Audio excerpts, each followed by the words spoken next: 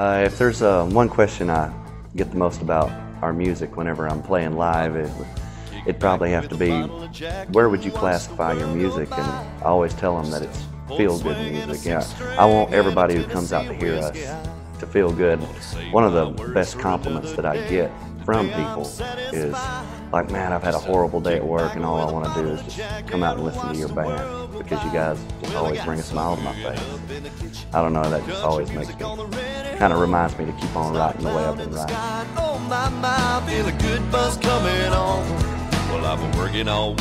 When Kurt first came in as a young songwriter, it kind of surprised me how much I liked his songwriting and thought that he was more mature than how old he was. So it was kind of cool to work with a young writer who had that much to say and could actually be a really good storyteller. He cares about who you are past the music, and he knows that I care about him past the music. So we've had a friendship that has lasted past just me working with him.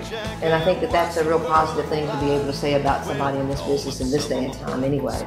Yeah, they say they're coming over soon. They bring a good moonshine and homemade wine. We're gonna do a little picking too. Kurt Thomas too, he kind of reminds me of, I used to run Ann Murray's company called Balmer Entertainment in Nashville. And one day I got a phone call from a friend of mine and said, hey, there's a new guy that just moved to town. His name is Blake Shelton. Could you give him a job? And I said, well, send him over, let me meet him.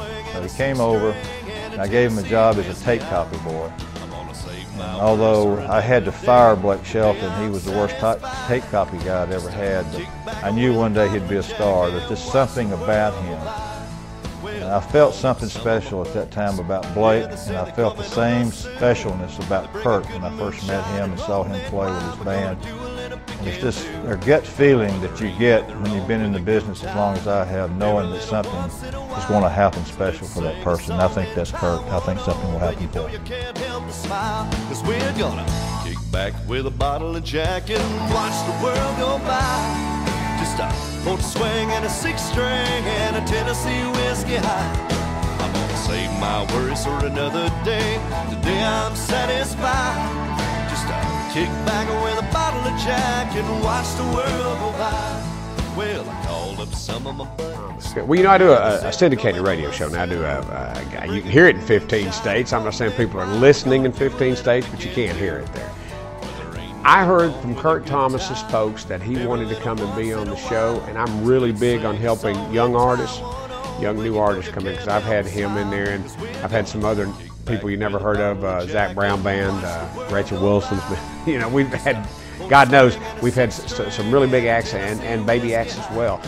So we were on the phone together, and first one thing and then another, we set up a time when he could come be with me on my little network show, and buddy, we fell in love. I mean, not in love, you know, we fell in like, but I love him. I love him to death, and he's always welcome back where I'm at. The question was what I think about Kurt's writing. Kurt writes from a place that's not many people get to visit. I like Kurt Thomas. I like his writing. Kurt's live performances are a combination of you know, laid back, people, kind of the George Strait type of performance, but he also knows when to turn it on and when to get an audience. When an audience maybe drifted off, maybe how to grab them back. I like that about him, is that he can do both. He can not just stand at the microphone and perform.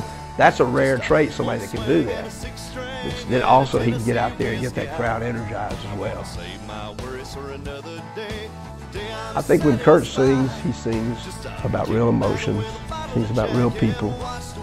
He sings and writes about real life.